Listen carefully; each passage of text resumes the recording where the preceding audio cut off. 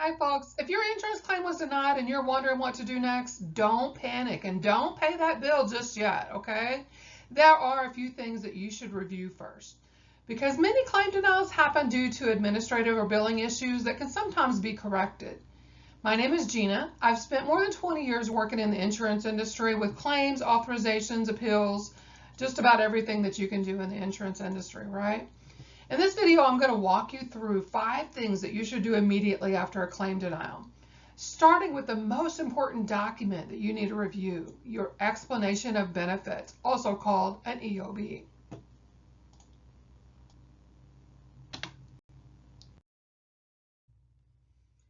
So don't pay that bill right away. Ask questions if it looks wrong. If you know you pay a $30 copay and the bill is for $30, it's probably correct, right? Go ahead and pay that bill.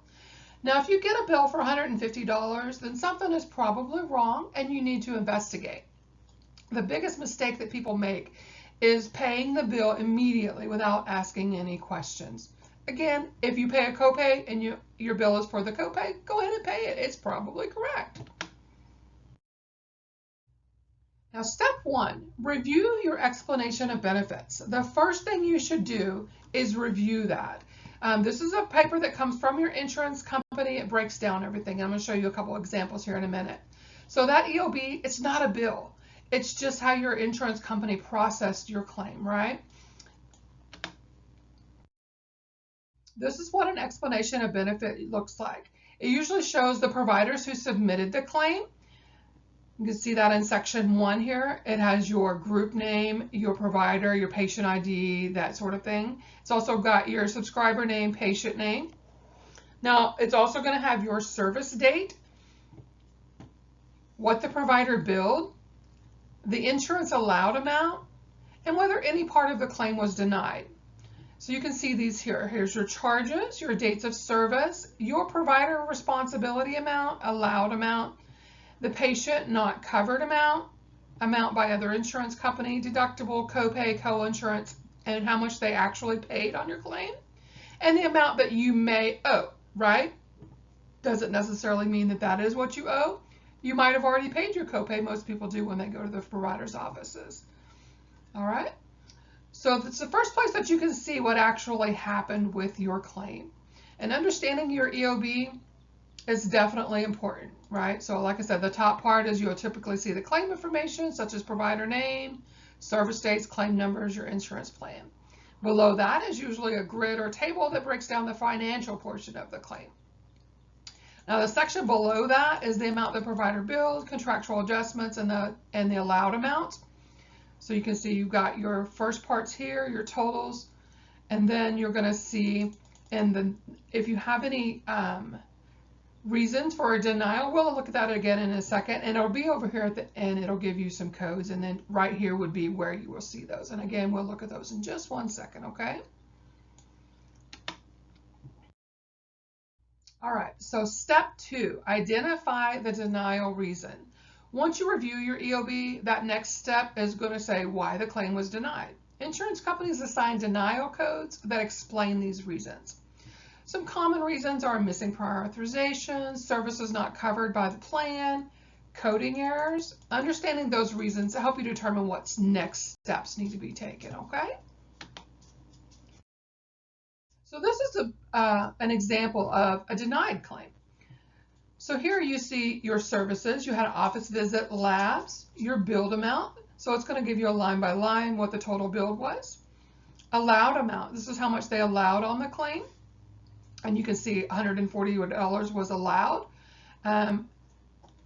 Unfortunately, I apologize that isn't the actual allowed amount. It's actually the denied amount. Sometimes generating these don't quite look the exact way, but you can see allowed amount and eligible amount, right? So our ineligible amount is $235. Your insurance paid $0. On the end down here is those reason codes I was talking about. So there's your ineligible reason code, CO197. Authorization not obtained. Usually it'll just say CO197, and you can see down here CO197 refers to authorization not obtained. A lot of times it's not going to spell it out over here. It's just going to give you that code CO197. And so that's how you can actually know what happened with your claim. There's a variety of codes, and sometimes you're not even going to know what those mean, even if you look at this information. So that brings us to our next step. So the next step is to contact your insurance company. Your insurance company's member service department is going to be able to confirm the denial reason and whether additional documentation is needed or what needs to happen with the claim. Sometimes the issue is simple, such as a missing authorization or billing detail that needs to be corrected, right? This step helps to determine whether the claim simply needs to be corrected or whether something more formal like an appeal may be required. So step 4, we're going to review provider billing and other common causes of denials. You're going to check for coding errors. You're not going to know that, but whenever you call your insurance company, they're going to let you know, right? But some examples of that are you went for a preventative service, or let's say you went, I apologize, let's say you went for a sick visit and they billed a preventative service, or they billed a preventative office visit with a sick diagnosis code. So things have to kind of match up. Sometimes they just get denied because of a little error like that, but that's something that the provider's office can correct, and they'll just submit a corrected claim, right? Sometimes you can call the provider's office and give the, and just say, hey, this claim denied because you put my age as 40, but my immunization shows a child's immunization. So those are just technicality things that usually the provider's office will bill, but those are things to keep a track of, right? We always want to make sure that we're staying on top of that. So you're going to review that provider's billing. Step 5 is determine the next action. After confirming that denial reason code, the next step is determining what action needs to be taken, right? In many cases, this means contacting the provider's office and just, like I said, asking them to correct or resubmit that claim. You should also monitor your insurance portal to see whether those claims change, the claim status from denied to pending to, what have you, because you do have timely filing limits.